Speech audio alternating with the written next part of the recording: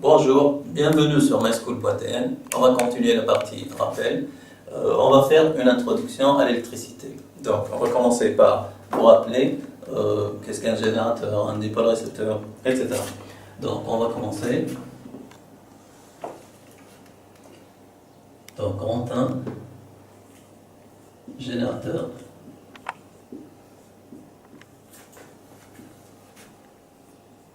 Générateur de tension,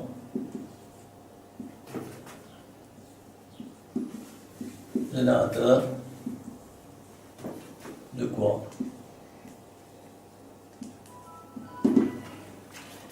Donc, premièrement, on va parler de générateur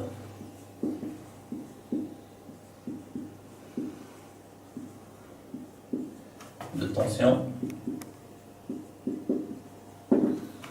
Donc, c'est quoi un générateur de tension?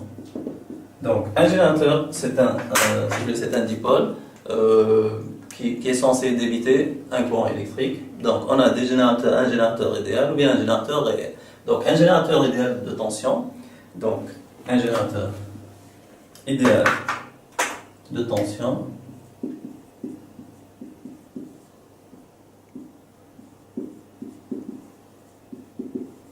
c'est un générateur. Donc, c'est un générateur qui est capable de maintenir entre ces bornes, donc de maintenir entre ces bornes une tension constante, quelle que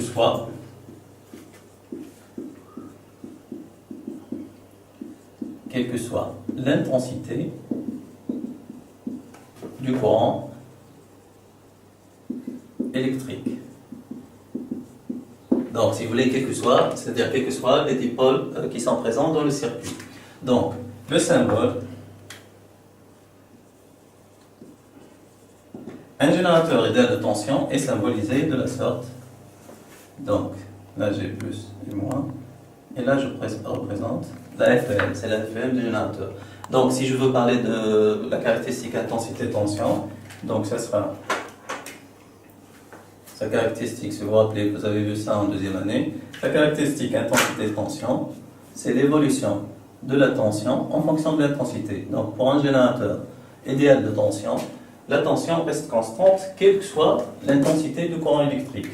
Donc, ça c'est la FEM E. Donc, on va passer si vous voulez, deuxièmement. Donc, deuxièmement, générateur idéal de courant. Donc, de même, si vous voulez, un générateur idéal de courant, si vous voulez, on va définir ça. Donc, c'est un générateur qui est capable, cette fois-ci, de débiter un courant d'intensité constante, quelle que soit la tension, si vous voulez, entre ces bornes. Donc, c'est un générateur qui est capable de fournir ou bien de débiter un courant constant ou bien un courant d'intensité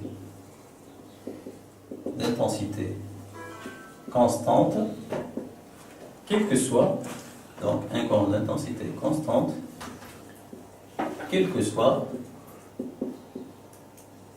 la tension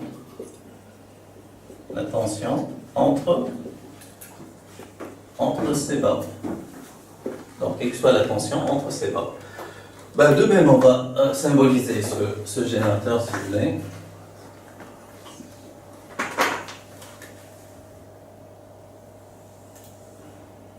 Donc, symbole.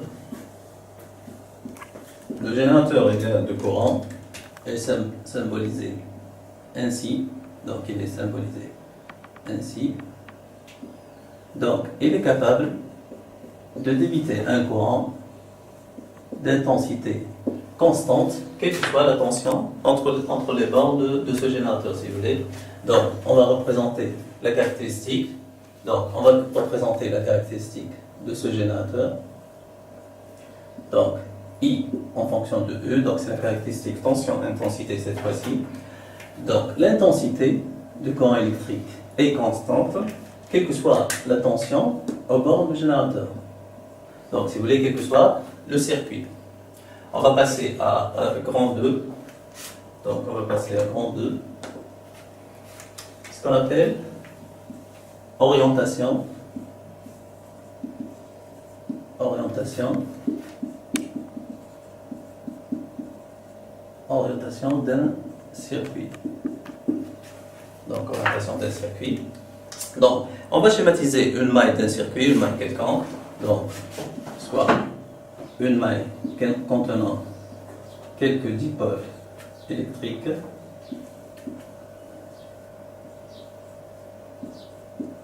Donc, indépendamment de la nature de ces dipôles, D1, D2, D3, D4.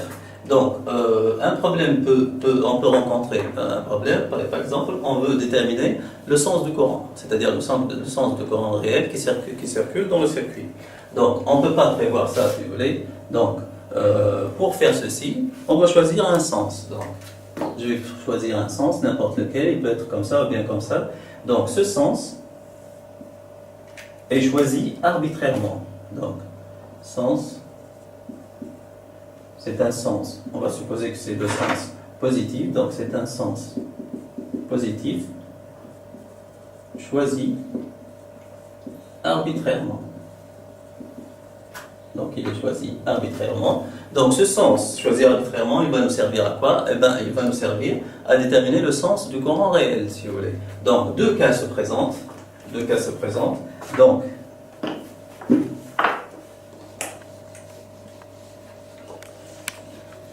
après avoir effectué l'étude nécessaire, si vous voulez, c'est-à-dire à savoir l'application de la loi d'Ema et la loi d'Ohm, etc., qu'on va voir tout à l'heure.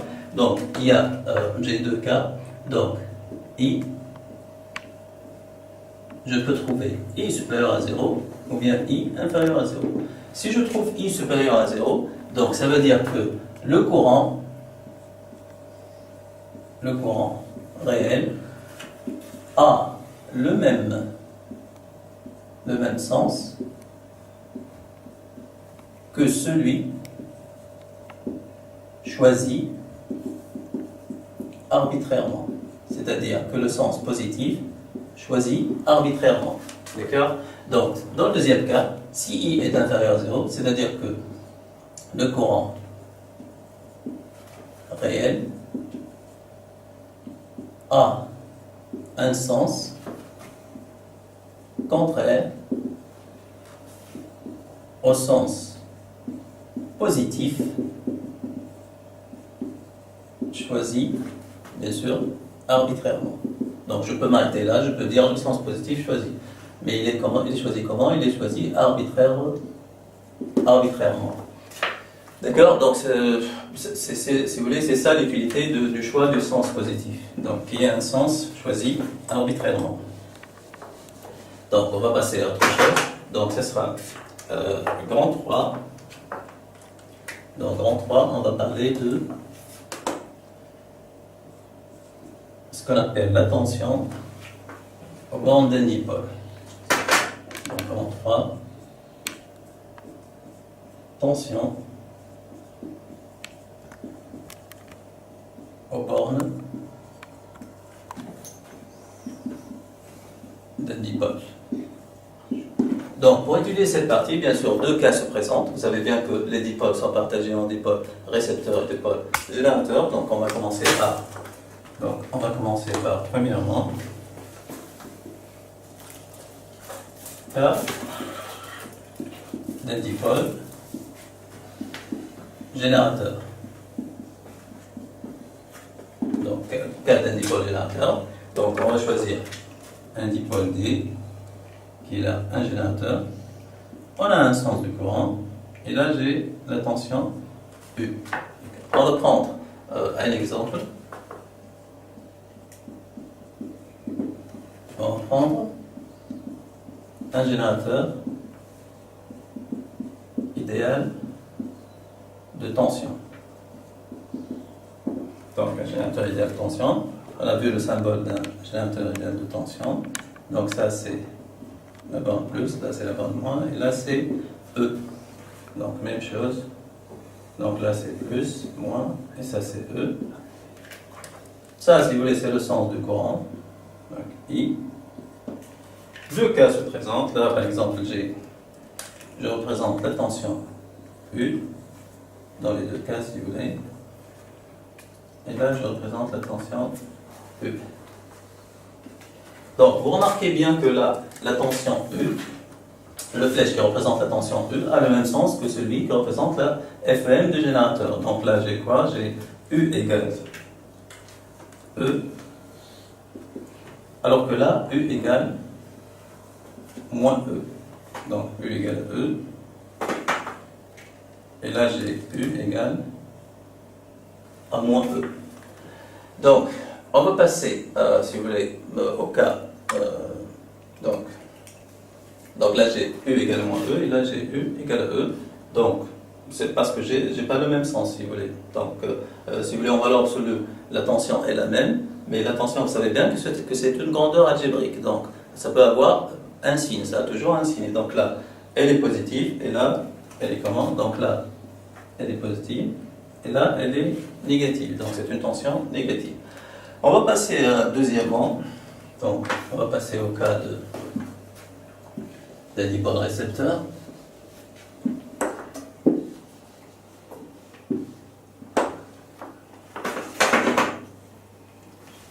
Donc, deuxièmement, cas d'un dipôle récepteur. Donc, cas d'un dipôle récepteur, on va représenter ce dipôle. Là, j'ai un dipôle D. Là, j'ai le sens du courant. Là, j'ai par exemple la tension E. Celle-ci ou bien l'autre. Donc, on va prendre comme exemple. Donc, pour un générateur, on a pris l'exemple d'un générateur idéal de tension. Pour un récepteur, on va prendre l'exemple d'un récepteur passif qui est le dipôle résisteur. Si vous voulez, c'est le dipôle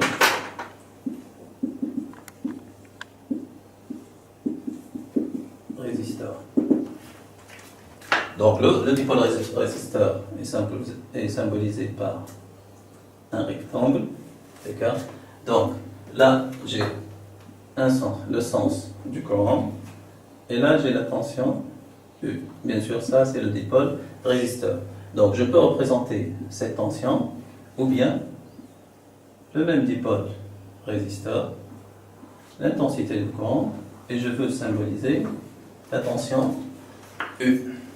Donc, c'est une occasion, si vous voulez, pour vous rappeler la loi d'Ohm relative à un dipôle résisteur. Donc, la loi d'Ohm me dit que la tension aux bornes d'un dipôle résisteur est UR égale R fois I. Donc, il faut bien, si vous voulez, il faut bien préciser quelle est cette tension. Donc, quelle est une tension positive, si vous voulez, parce que là, R est une grandeur positive, si vous voulez, et I aussi. Donc là, bien sûr, le sens du courant est toujours choisi arbitrairement. Donc là, je parle du sens choisi arbitrairement. Donc I peut être positif ou bien négatif. D'accord? Donc ça aura un effet sur la tension. Donc là, puisque U, le flèche tension, est, si vous voulez, a un sens contraire à celui du courant, donc là, j'ai U égale R fois I. Et là, j'ai U égale moins R fois I, bien sûr, toujours en utilisant la convention récepteur. Là, vous avez vu en deuxième année la loi d'Ohm, si vous voulez, dans un circuit où circule un courant continu. Je peux avoir la même chose pour un courant alternatif, si vous voulez. Vous avez vu aussi le courant alternatif, donc U égale R fois I. Donc là, CGI est supérieur à 0, donc le courant là, le courant réel aura le même sens que de celui-ci, et cette tension sera positive. De même, là, si I est positif, cette tension sera négative. Alors que si I, je trouve que I est négative, donc cette grandeur-là, U égale à R fois I, sera négative, si vous voulez, et celle-ci sera positive.